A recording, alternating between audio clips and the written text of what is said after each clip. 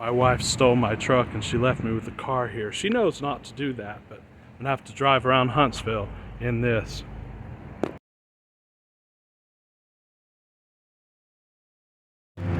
Yes, yes, yes, yes. Whatever. What's up, man? Yes, yes, yes, yes, yes. Yes, yes, yes, yes, yes. What's up, man? Yes, yes, yes, yes. Yes, whatever you think about comes about, and whatever you focus on grows. Always remember, whatever you think about comes about. And man, I promise you, whatever it is you focus on, that's what grows.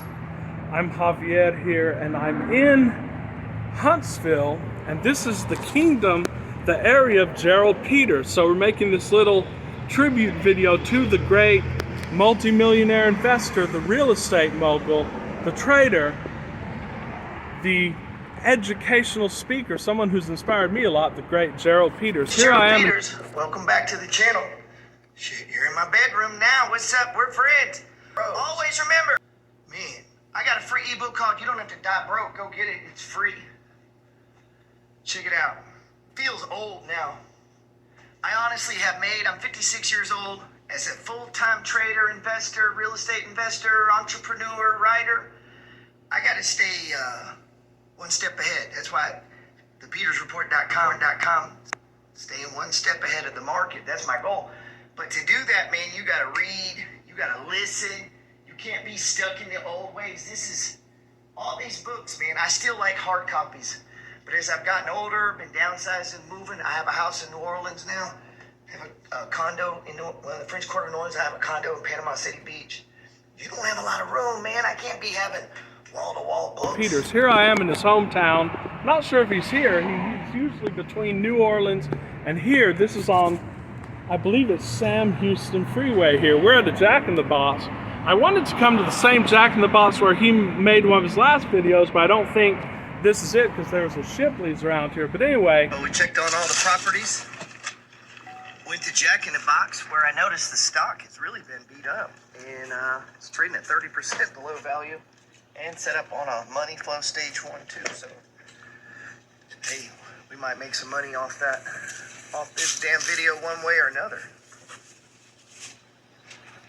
Aren't you impressed with me how I can just find stocks while we're just out traveling? So impressed. So impressed. So impressed. I'd be more impressed if you took the stuff out of the trunk of the car for me. Okay. Shipley's around here. But anyway, of course, none of this is investment advice. This is for entertainment purposes only. But I'm going to tell you some of my trades. I think Gerald Peters would agree that these are some great trades, especially for coming in on the hard times. The first one is Jack in the Box. Jack in the Box is way down from its high a few months ago, and it's what Gerald Peters would call a stage 1 breakout. And I think it's a great investment because people are going to keep eating at Jack in the Box. People are going to keep eating Jack in the Box tacos. They just hired a new CFO, so I'm fixing to come in here and maybe get a burger, get some tacos. So that's a great investment. Another investment I'm going to be making, or rather one that I am making, is Celsius. It's still down from its high. It's just a great company. I think that their drinks they're very healthy, they're kosher, they're natural, and they're selling to a lot of young people. A lot of people that I work with and a lot of people who I relate with are drinking Celsius. So that's another trade. So those are two trades, Jack in the Box and Celsius. Again, not investment advice, but just little hats off to Gerald Peters. Hope you're doing well, and I'm not sure if you're in Huntsville or in Louisiana, but wherever you are, hope you have a great rest of the week. And we're on our way back to Dallas. We will be continuing our normal programming here when we get back in Dallas. And remember, guys, on the 8th day, man got rich. You've got to work 8 days a week, which means that your mind constantly has to be working on what you're going to invest in, on the next gig that you're going to be making cash flow in, on your cash flow. That's one of the most important things that Gerald Peters teaches us, so we don't be slaves to a job and a boss, which is exactly what I teach on our channel here. Today I want to talk to you about a concept that really helped me. We're outside, you're going to hear some noise. And it's this idea of the 8th day. The truth is, your job's never going to get you rich. Let me explain something to you. Simply working a job is never going to do it for you. I think most people realize that. If you look at all of the rich people you know, Donald Trump, Ray Romano, Jerry Lewis, Seinfeld, Brad Pitt, any rock stars. Look at any of them. You know the one thing they have in common? They all create multiple streams of income. And there's so many ways to do that today that it's unlimited, right? Creating profits that you don't need. Profits are fine, or wages are fine, but profits are what gets you rich. It's the profit margin, just like in business. The money that's left over after everything's paid, that's your profit margin. And that profit margin is what'll get you rich. But if you're living paycheck to paycheck, it's obvious, right? Duh. The trick to money is having money. And so once you intellectually say this, once you begin to talk about this, once you put this out there, you really should. You need to discuss this with yourself out loud. Stop giving yourself excuses. No more isms, man. We live in the world of the internet. The biggest job I ever had, I made $12.50. Now, this is my office now. But you know how I got this? Working the 8th day. See, on the 8th day, man got rich. From the Bible, it says that God created the earth in 6 days, and on the 7th, he rested. Well, guess what? If you want to get rich, you better work on the 8th. You might say, well, there's only 7 days, but exactly. You got to create one. So that's what I began to do.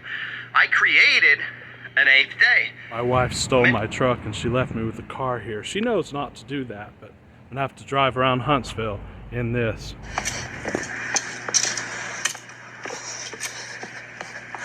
See if she's in the office. Okay. My truck is gone. She did not take my truck. No one drives the truck, man. We have a rule. She took my truck. It is gone. All right. Not answered the phone and my truck is gone. Which means my keys, which means I can't take my Challenger. Which means I gotta take her car. I'm being driven around Huntsville here by my wife, and we're gonna be looking at some properties, look at some of the beautiful streets here in Huntsville. We'll let you know what happens from there. We got some Jack in the Box here, guys. See, every time I buy Jack in the Box, it's money in my pocket because I'm a shareholder.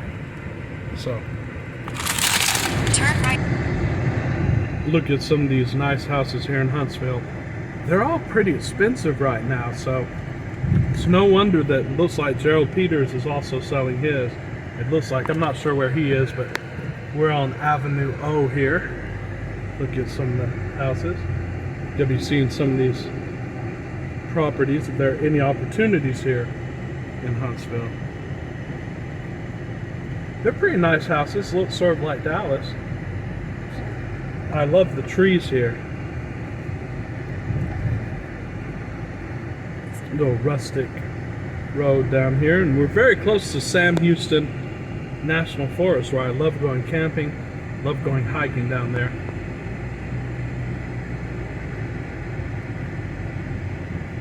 Tony Wharton. Looks like a nice neighborhood here. These are probably $200,000 houses or more, the way things are now.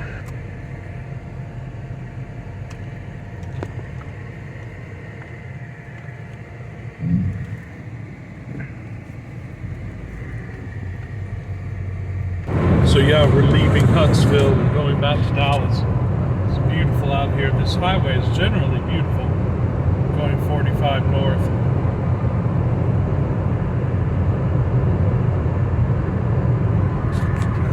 So yeah, for right now, those are my only investment theses. And remember, it's just a conversation. It's not investment advice at all, but the only stuff I'm looking at, well, there are a few things I'm looking at. Jack in the Box, of course, I already have. Celsius I already have and have had for the last few months. It's actually gone down a little bit since I bought it, but I'm taking this opportunity to buy more. And guys, silver. Because Putin, I think today or tomorrow, is about to declare a unit of currency, which is like a basket of currencies for the BRICS countries. It's going to be backed by silver. That alone is going to increase the demand for silver exponentially. A lot of people see it going up. I don't know, but I think it's never a harm to own silver. I've been buying silver for 12 years. I already have a lot, buying a little bit more. slowly, a little bit every month. That's what, if you can do that, it's a good thing. Again, not advice. But a bunch of American banks like Bank of America, Chase, and other banks are shorting silver, and they're going to get hammered as the price of silver goes up. And again, it's not only this declaration by the BRICS, it's the world chaos that's going on. People see it as a safe haven, and silver has already gone up, I think, like 3 times, and gold only 1 time. Something like this.